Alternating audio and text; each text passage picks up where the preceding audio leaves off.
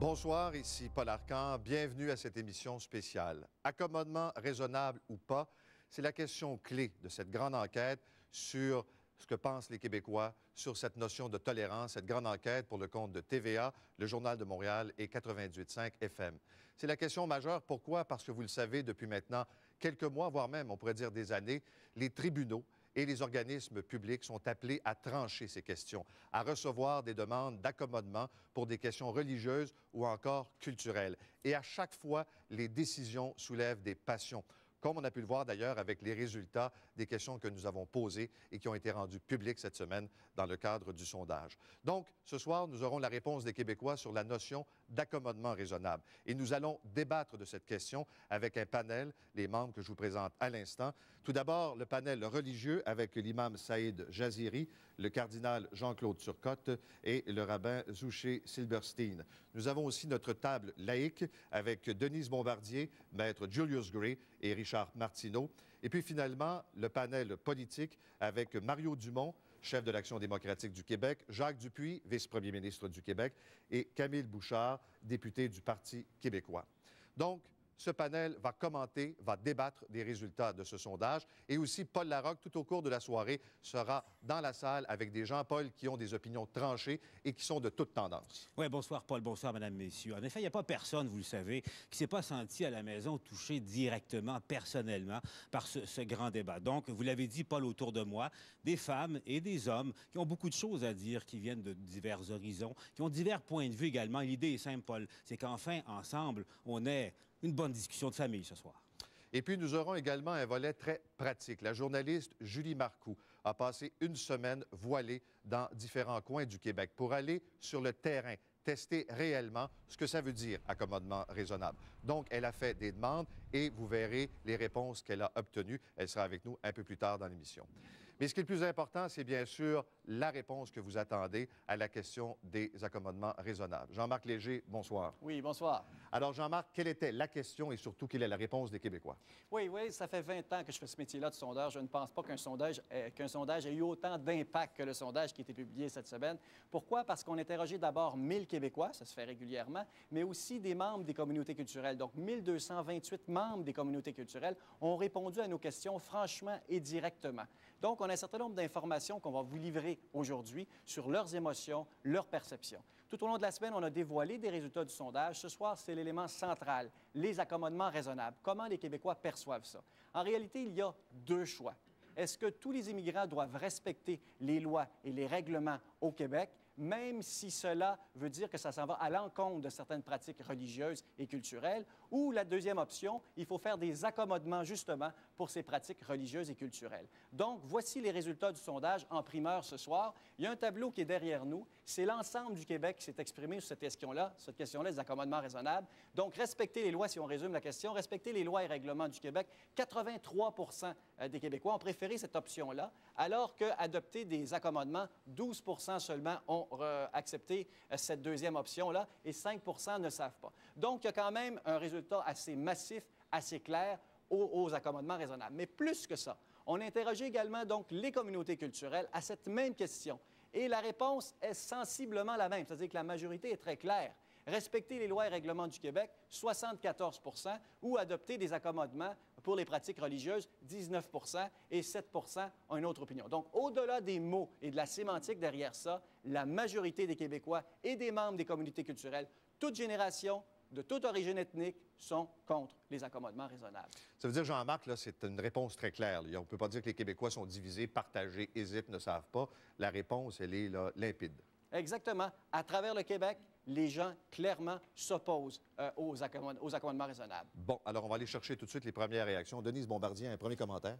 Eh bien, moi, je trouve que les Québécois sont extrêmement raisonnables et ils l'ont exprimé à travers ce sondage.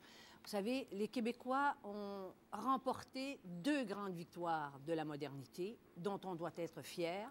C'est la séparation de l'Église et de l'État. C'est au fond, c'est l'avènement de la laïcité de l'État québécois et nous sommes partis d'un peu plus loin que d'autres sociétés. On l'a fait plus rapidement, d'ailleurs. Et également l'égalité entre les hommes et les femmes. Alors, toutes ces demandes, la plupart de ce qu'on appelle ces accommodements raisonnables, la plupart des demandes repose sur une négation de la laïcité de l'État et sur l'inégalité entre les hommes et les femmes. On y reviendra au cours Voilà. de l'émission. Alors donc, nous sommes raisonnables. Très bien. Imam Jaziri. Oui, ce sondage-là, on est pour. La communauté musulmane respecte la loi. On doit respecter la loi. On est pour la loi.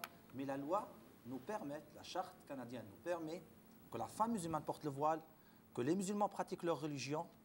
Avant de venir ici, on ne nous a pas demandé de quitter la religion pour respecter la loi. Non, la loi, elle est faite qu'elle protège la personne dans ses convictions religieuses. On la respecte, c'est normal.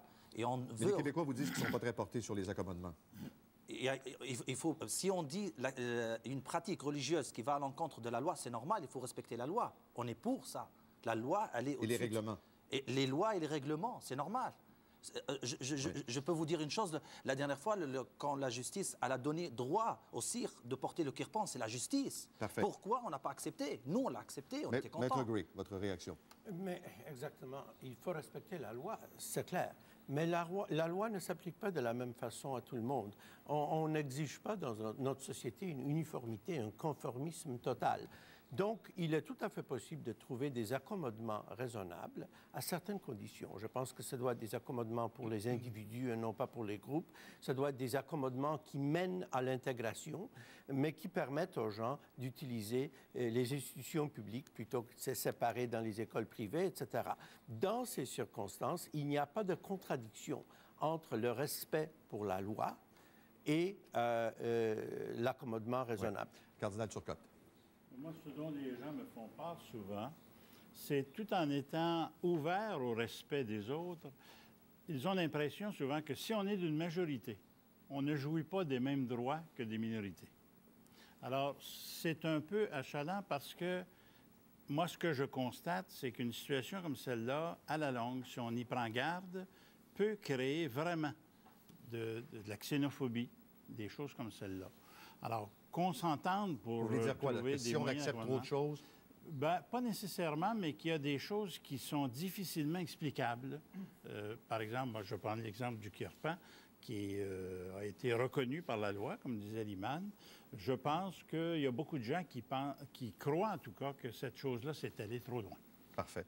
Richard Martineau. Je ne suis absolument pas surpris de la réponse des communautés culturelles parce que chaque fois que j'écris sur les concessions déraisonnables, c'est mon terme, il y a des membres des communautés culturelles qui m'écrivent et qui viennent me voir en me remerciant, en me disant qu'ils sont d'accord avec moi. Les gens qui sont pour les accommodements déraisonnables, c'est une minorité d'une minorité.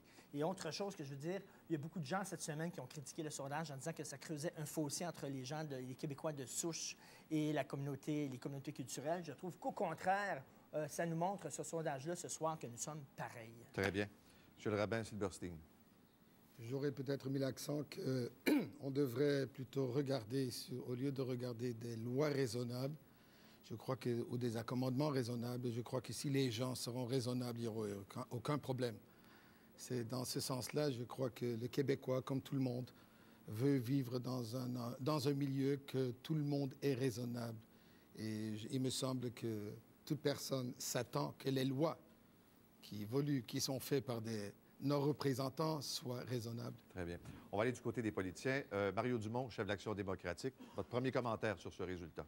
Bien, je trouve ça drôlement rassurant. D'abord, on voit que les Québécois tiennent à des valeurs communes qu'on s'est données, des valeurs communes qu'on a mis au cœur de nos institutions publiques. Et lorsqu'on fait, j'aime bien l'expression de Richard Martineau, concessions déraisonnables, lorsqu'on fait des concessions déraisonnables qui viennent à l'encontre de nos valeurs communes, dont c'est souvent l'égalité entre les hommes et les femmes qui est la valeur la plus souvent heurtée, les Québécois ne sont pas d'accord avec ça. C'est doublement rassurant de se rendre compte que des personnes qui sont issues de communautés culturelles, et j'ai eu encore cette semaine là, un témoignage d'une femme musulmane dans une ligne ouverte qui disait « J'ai vécu dans un autre pays où ces valeurs si précieuses que vous avez dans le Québec, on ne les avait pas. Puis je suis venu ici pour rechercher ces valeurs d'égalité, ces valeurs d'égalité entre les hommes et les femmes. Et finalement, elle nous disait aux Québécois, ni plus ni moins, tenez-vous debout, tenez à ces valeurs communes. » Alors c'est rassurant de voir les résultats. Monsieur Dupuis. On ne tombe pas des nues. Hein? Le débat n'est pas nouveau. On y a pensé cette semaine. On y a réfléchi. Au gouvernement du Québec, on y réfléchit et on y travaille depuis plusieurs mois. Les Québécois tiennent à être respectés dans toutes leurs valeurs fondamentales. Moi, là, je trouve que le débat ce soir s'engage extraordinairement bien parce qu'on y constate que les gens qui sont d'origine diverse sont de la même opinion. C'est la raison pour laquelle ils viennent ici. À l'intérieur de la loi et des règlements, je ferai une réserve. À l'intérieur de la loi et des règlements qui nous régissent, québécois, francophones, minoritaires en Amérique du Nord, et on tient à ça. À l'intérieur de ça, il y a le respect des autres. Et moi, je pense que le débat s'engage bien. Et ce soir, ça va nous permettre aussi de discuter de cette question du respect des autres, parce qu'il y a le respect des autres dans nos valeurs fondamentales. M. Bouchard, rapidement. Oui, bien, moi, je ne pense pas qu'on doive comparer et confronter le respect des lois et les règlements du Québec avec des accommodements raisonnables, parce que, par définition, un accommodement est raisonnable lorsqu'il s'inscrit dans le respect des lois et des règlements du Québec. Si bien que ce n'est pas surprenant que l'on constate qu'une grande majorité des gens veulent d'abord respecter les lois et les règlements, mais si vous leur demandez, oui, mais si on fait des accommodements dans le cadre de ces lois et de ces règlements, en respectant l'esprit de ces lois et de ces règlements, je suis persuadé qu'on obtiendrait d'autres résultats et très différents. Très bien. On va aller tout de suite retrouver Paul Larocque. Paul, des réactions de votre côté? Oui, il y en avait beaucoup, Pierre. Paul, lorsque Jean-Marc a donné le résultat ce soir, Linda Talley, entre autres, la chanteuse, vous étiez très heureuse de ce résultat-là. Bien, bonsoir d'abord. Oui, en effet, je trouve ça vraiment très sécurisant et très rassurant comme résultat parce que, personnellement, quand je suis arrivée ici au Québec, quand on a choisi le Québec, c'était parce qu'on se reconnaissait et dans les lois et dans les valeurs et dans la façon de faire et dans la façon de vivre ici. Et je trouve ça rassurant aussi que les réponses par rapport aux communautés culturelles soient de cet ordre-là, parce que ceux qui... De même proportion, parce que c'est ce qu'il faut réaliser. Entre autres, Fabienne Larouche, vous vous êtes prononcée dès le départ, quand le débat était très aigu. Vous n'êtes pas très accommodement raisonnable, vous. Et ce résultat-là? Je pense qu'on a répondu surtout aux symboles religieux parce que... Et je pense que ce qui est sain, c'est qu'on est dans une société laïque. Ça a pris du temps avant de sortir de la grande noirceur religieuse et on ne va pas retourner là. Alors moi, je trouve ça sain. Locke Merville, chanteur, patriote de l'année également. Locke, le fait que les communautés culturelles pensent à peu près la même chose que l'ensemble des Québécois, qu'est-ce que ça vous dit, vous? Bien, ça me dit que ce sont des Québécois, tout simplement.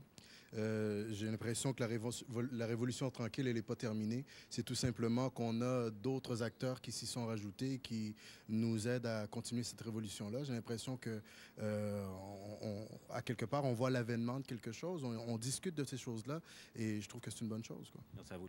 À vous, Paul.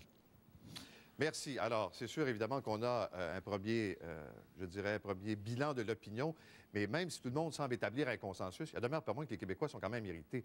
Ils ont l'impression que parfois on ne respecte pas leurs valeurs, que parfois les demandes deviennent déraisonnables et que là, c'est une question juridique. Et souvent, ce qu'on peut voir dans des tribunes téléphoniques, c'est qu'on blâme les politiciens d'avoir pelleté ça dans le cours des tribunaux et de ne pas être capable de prendre leurs responsabilités. On va y revenir tout de suite au retour de la pause, si vous permettez. Et puis au retour, on aura les premières images de Julie Marcoux, qui est donc allée tester pendant une semaine les accommodements raisonnables. Elle était voilée, elle a fait des demandes et vous verrez les réponses au retour de la pause.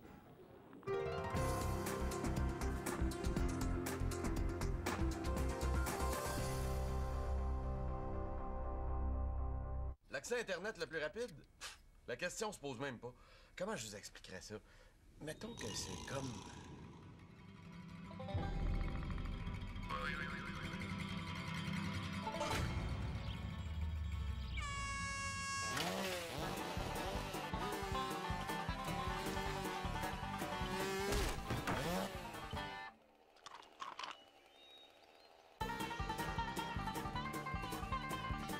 C'est pas tout. Il y a des choix en plus. Internet intermédiaire. Idéal pour toute la famille. Internet haute vitesse. Pour un accès rapide et fiable. Internet haute vitesse extrême. Téléchargement illimité. Et même Internet haute vitesse extrême plus. Puissance extrême pour internautes extrêmes. L'accès Internet Vidéotron, le plus rapide. Point final.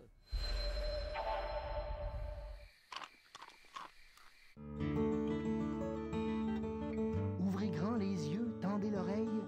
À la Maison Théâtre, les rideaux s'ouvrent sur une saison de théâtre pour toute la famille. Abonnez-vous. Tous les après-midi, voyez Cinéma Détente dès 13h. À 15h, Entre chiens et loups. À 15h30, Le Clan Beaulieu. Et à 16h, L'heure du temps. Tous les après-midi dès 13h, on vous offre une pause détente à prise 2. Chez Corbeil, on tombe en amour avec un électro. Ah bon? Tout ce qu'il faut pour les gens qui ont du goût. Avec ma sauce aux framboises. Et maintenant, parlons d'efficacité. C'est parfait. On aura tout vu chez Corbeil. La vaisselle inox, seulement 299. Ensemble frontal, 799 après remise postale d'Hydro-Québec. Avec un nom comme Corbeil. On peut pas se tromper. Évidemment, c'est vous le spécialiste. Oh, le spécialiste, c'est pour moi. C'est Corbeil. Le spécialiste de l'électroménager, c'est Corbeil. Tout le monde est en forme à Shopping TVA. L'événement Mise en forme continue. Profitez de nos rabais exceptionnels sur plusieurs exerciceurs et produits minceurs sélectionnés. Les rabais sont en forme cette semaine à Shopping TVA. Chez Cora fête ses 20 ans. TVA et chez Cora vous invitent à redécouvrir le plat spécial Cora, un classique servi plus d'1 million de fois depuis l'ouverture. Participez au concours Déjeuner sous le soleil, repérez les indices dans Salut Bonjour et Salut Bonjour Week-end et remplissez votre coupon de participation dans un restaurant chez Cora. 20 personnes déjeuneront à l'hôtel Santana Beach Spa & Casino en République dominicaine grâce à Vacances Sunwing. Et plusieurs autres gagneront l'un des prix offerts dans chaque restaurant. Chez Cora a 20 ans et c'est toujours le préféré. Mademoiselle, j'avais... Monsieur, c'est parce que j'avais commandé une brochette. Oui, oui, c'est bien ça. Ah?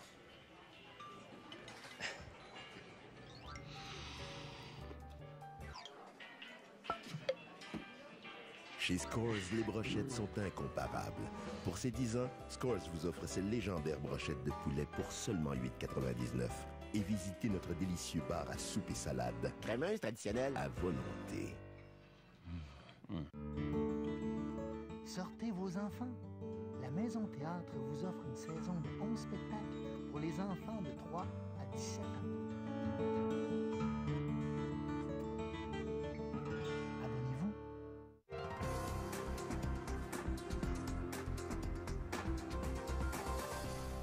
Alors, je vous rappelle donc le résultat du sondage à cette question sur les accommodements raisonnables. 83 des Québécois donc rejettent cette formule et on retrouve donc chez les communautés culturelles, ce qu'on appelle l'effet miroir, un pourcentage de 74 Je me tourne maintenant vers Julie Marcoux. Julie, donc, en quelques mots, parlez-nous de l'expérience que vous avez vécue pendant une semaine. Alors, on s'est promené sur le terrain un peu partout à Montréal, ailleurs également dans la province, voilé pour savoir jusqu'où les Québécois étaient prêts à m'accommoder. Bien. Jean-Marc Léger, on a vu donc la réponse générale. Et là, ce qui serait intéressant de voir, c'est qu'est-ce qui irrite les Québécois dans ces accommodements ou dans ces manifestations qui viennent un peu les perturber.